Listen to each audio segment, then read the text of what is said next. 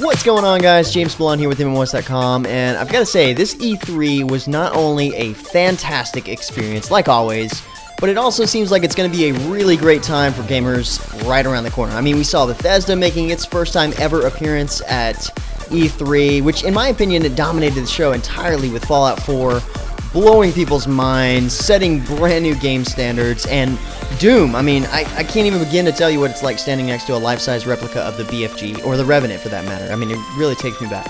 Plus, being able to try out Battlecry for the first time on the floor was an absolute blast, and I felt right at home playing Battleborn from Gearbox. Definitely has a Borderlands feel going on there.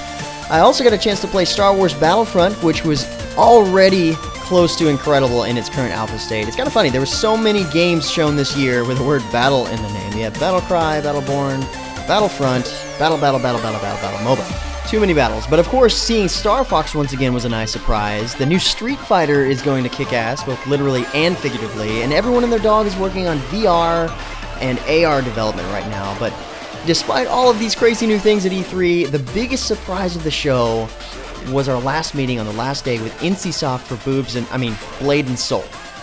It gets me every time. I don't know why.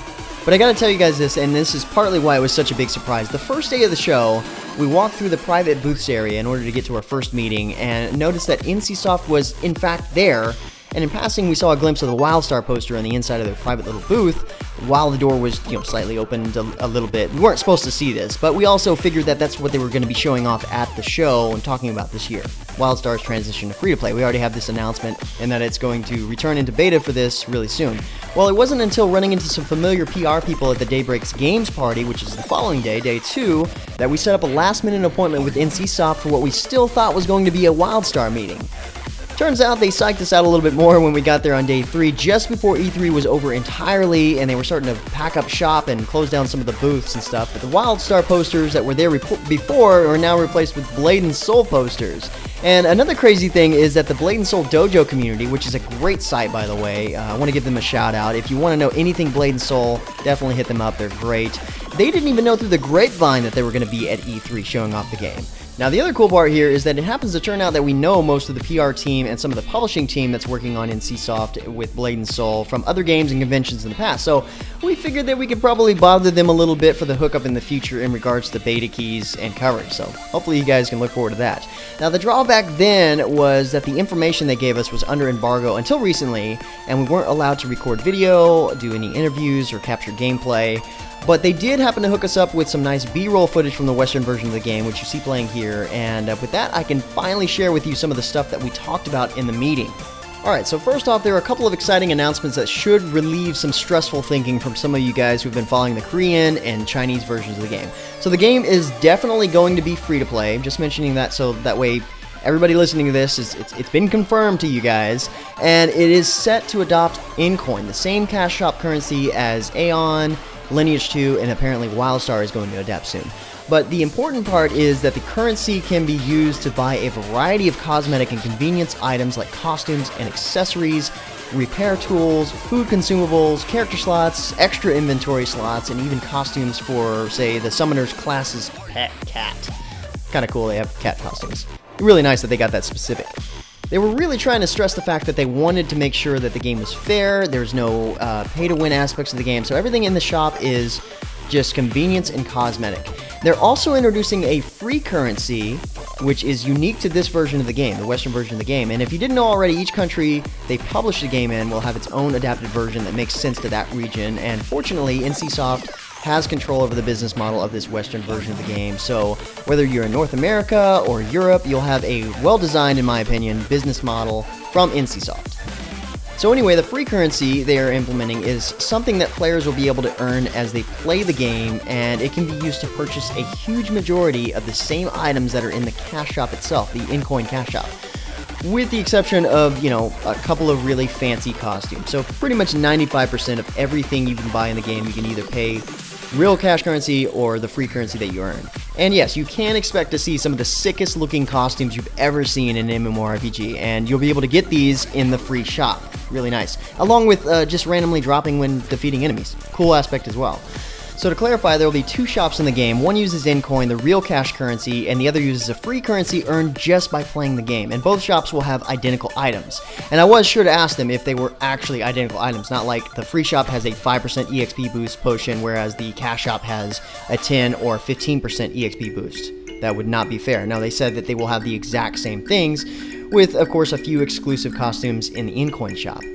Now, what makes this setup nice is that it blurs the lines between the free players and the players who choose to spend money in the shop. It keeps players that want to invest time instead of money into the game from feeling like second-class citizens in the game. Nothing wrong with that, can't argue with that. That is exactly how we want it. Now, with that said, they're also offering players a membership system similar to Star Wars The Old Republic. But before you freak out and start flipping tables, hear me out here. It's not a but there's a catch type of situation. This is a membership that is optional in the in-coin shop only, and it's set up fairly unique. As players maintain their membership, which lasts 30 days at a time, they progress over time through 4 tiers of quality of life benefits, including a really cool windwalk animation that you see going on here. It's subtle, but it's unique to each class, so they're a little different.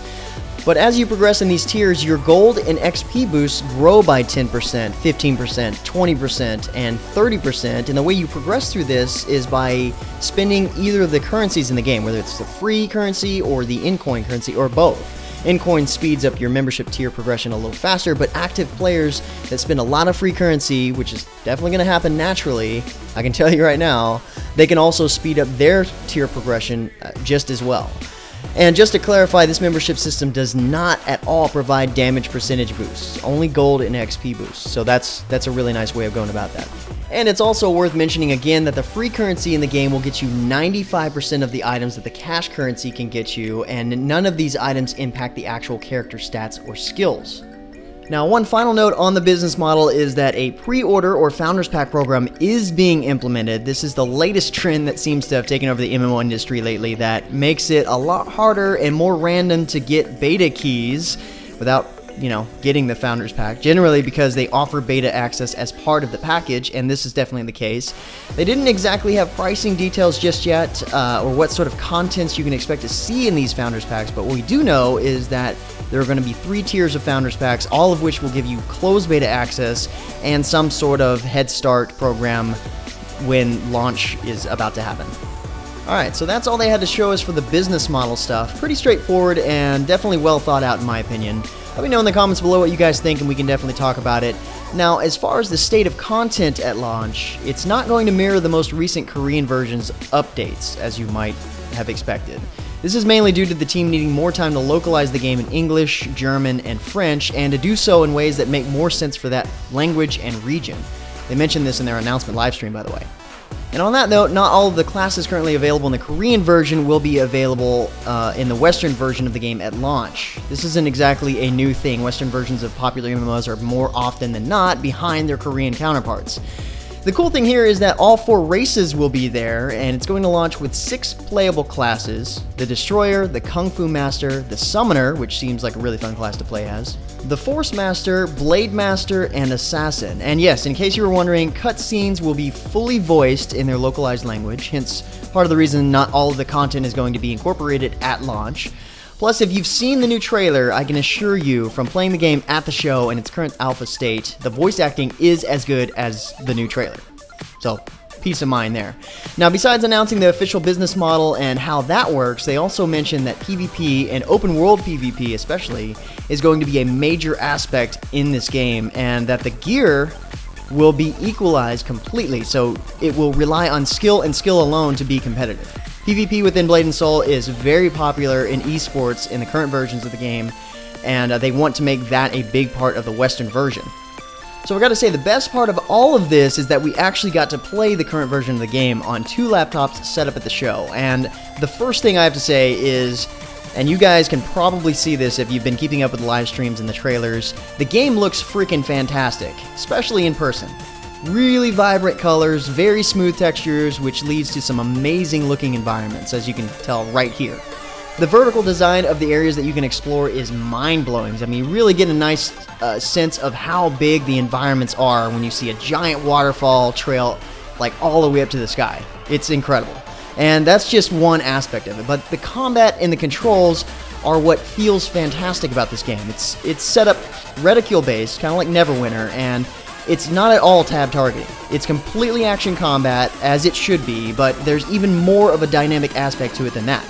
Based on what I've gathered from just playing a little bit, I played for about 15 minutes, you had about 13 different abilities set up across your hotbar, 2 of which are on your mouse. You control using W, A, S, and D, and then you use left and right click along with your abilities 1 through 8, and then you have a couple more. But just because there was only 13 abilities on my screen doesn't mean that that's all I had access to right then and there. Blade & Soul has what they call a reactive combat system, so that means that you can have somewhere like 46 different abilities available to you at one time, all active in combat at the same time. And the way you access beyond the first 13 abilities is via a skill branching system, hence the reactive combat. So once a skill is activated, that splits off into other skills to choose from. And the same thing goes for activating that second branch of skills. So you might get a combo going based on the skills that become available after doing a certain skill, if you can follow me there. And the crazy part is that you can do that with nearly all of your skills, and on top of that, a good portion of your abilities change to be conditional. Say if you get knocked down, you can now retaliate with a special set of skills, or if you're countering an attack, you may have 4 or 5 different ways to go about doing that. It's also nice to know that the combat animations and physics involved in the combat are really detailed. A lot of enemies you come across, you can actually grab them, pick them up over your head, and then body slam them. Of course, that depends on your class, but it looks awesome. It looks like a wrestling move. You can almost smell what the Rock is cooking. I mean, not to mention, there are a lot of aerial attacks because the movement system and control system make it feel just right in that respect. And as you've seen from a lot of the footage playing here, you can run, and run fast actually, which takes the place of a mount system in the game.